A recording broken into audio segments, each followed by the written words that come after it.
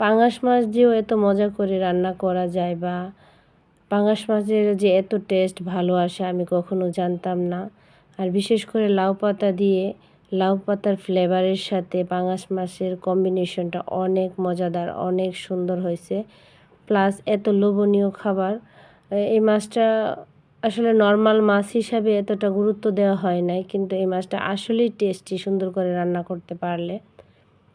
আসসালামু আলাইকুম, রাফিজাস কিচেনে স্বাগতম। এই তো চলে আসলাম আপনাদের সাথে সিম্পল একটা রেসিপি নিয়ে। প্রথমে আমি পাঙাশ মাছের 4 পিস নিয়ে নিয়েছি, তারপর লেবুর রস দিয়ে দিলাম, তারপর লবণ দিয়ে দেব, দিয়ে ভালো করে আমি মাখিয়ে আধা ঘন্টা রেস্টে রেখে দেব, যাতে পাঙাশ মাছের যে একটা উস্কো গন্ধ আছে এটা চলে যায়।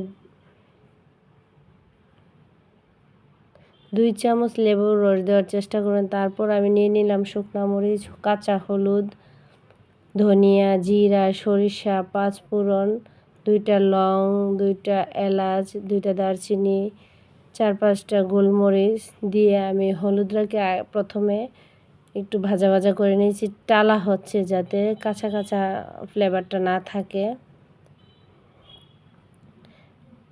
তারপর আমি সব উপকরণ দিয়ে আমি ভাজা ভাজা করে নেব। ভাজা ভাজা করলে কি একটা টেস্ট ভালো আসে, সেই জন্য আমি ভাজা ভাজা করে নিয়েছি। তারপর আমি শিলপাটার মধ্যে বেটে নেব। হাতের কাছে শিলপাটা না থাকলে আপনারা মিক্সিতেও বা ব্লেন্ডারে করে নিতে পারেন। আমার শিলপাটা ছিল, সেজন্য আমি শিলপাটার মধ্যে প্রথমে, যেহেতু মচমচে ছিল সেজন্য আমি মোটামুটি থেতলে নিচ্ছি। তারপর অল্প পরিমাণে পানি দিয়ে আমি মিহি করে বেটে নেব।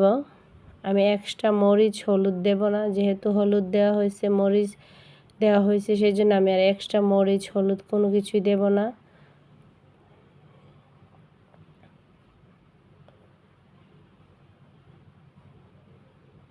তারপর মিহি করে বেটে নেব।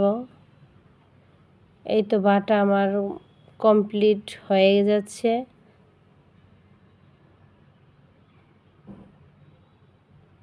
তারপর সব মশলা আমি এক জায়গায় করে নেব।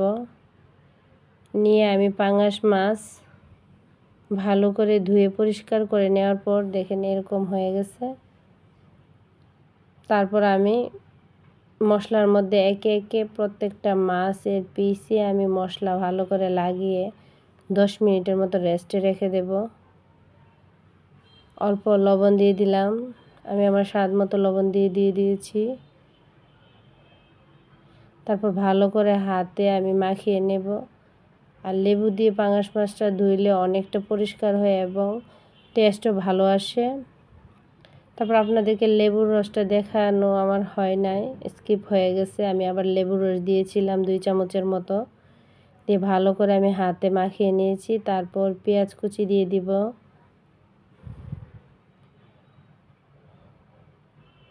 ভালো করে মাখিয়ে নিচ্ছি পেঁয়াজ কুচি দিয়ে, যাতে পেঁয়াজের মধ্যেও মশলাটা ঠিকঠাকভাবে যায়। তারপর ধনেপাতা দিয়ে দেব। ধনেপাতা দিয়ে ভালো করে মাখিয়ে নিচ্ছি। এটা মাখানোর মধ্যে ভালো টেস্ট আসে।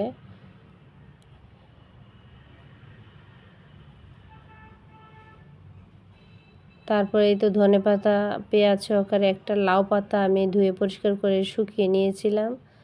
তারপর লাউ পাতার মধ্যে আমি একে একে মাছ দিয়ে, আমি সুতা দিয়ে বানবো না, এমনিতে মানে বড়ার মতো করে আমি পাতাগুলাকে গুছিয়ে রেখে কড়াইয়ের মধ্যে দিয়ে দিলেই চলবে। আমি সেজন্য আর সুতা দিয়ে বাঁধা হয় নাই। এইটা একে একে এভাবে আমার প্রত্যেকটা মাছের পিস লাউ পাতার মধ্যে আমি মুড়িয়ে নেব।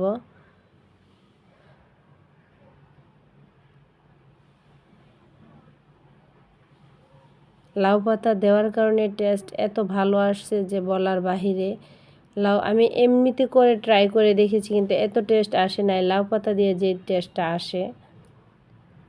তারপর লাউ পাতা দেওয়া হয়ে গেছে, মোড়ানো হয়ে গেছে। এখন আমি কড়াই বসিয়ে দিলাম, চুলায় বসিয়ে তেল গরম করে নিয়েছি। তারপর একে একে প্রত্যেকটা মাছের দিয়ে লাউ পাতা মোড়ানো আমি দিয়ে দিলাম। 4টা মাছের পিসই আমি কড়াইতে দিয়ে দিয়েছি। দিয়ে হাফ কাপের চেয়েও পরিমাণে কম পানি দিয়ে আমি জাল করে নেব। যেহেতু মাছের পিসগুলো বড় আর মাছটা পারফেক্টলি যাতে সিদ্ধ হয়ে যায় সেই জন্য আমি অল্প পরিমাণে পানি দিয়েছি। যেহেতু লাউ পাতাতে পানিও ছাড়বে, আর লাউ পাতাটা খেতে চাইলে অবশ্যই অল্প পরিমাণে পানি দিতে হবে, না হলে লাউ পাতাটা এত সফট হয় না। তারপর আমি ঢাকনা দিয়ে রেখে দিয়েছি 2-3 মিনিটের মতো। ঢাকনা উঠিয়ে আমি নাড়াচাড়া করে নিচ্ছি। এক সাইড থেকে আমি আরেক সাইড দিয়ে দিচ্ছি লাউ পাতাটা যাতে সিদ্ধ হয়ে যায়। মিডিয়াম আছে আপনার এই রেসিপিটা করলে অনেকটা ভালো। তারপর আবার ঢাকনা দিয়ে ঢেকে দেব। আবার 3 মিনিটের মতো ঢাকনা দিয়ে রেখেছিলাম।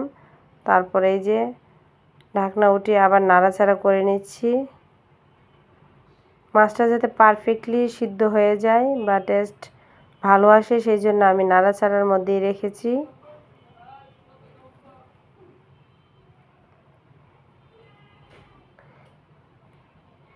এটা নাড়াচাড়ার মধ্যে রাখতে হবে মিডিয়াম আছে।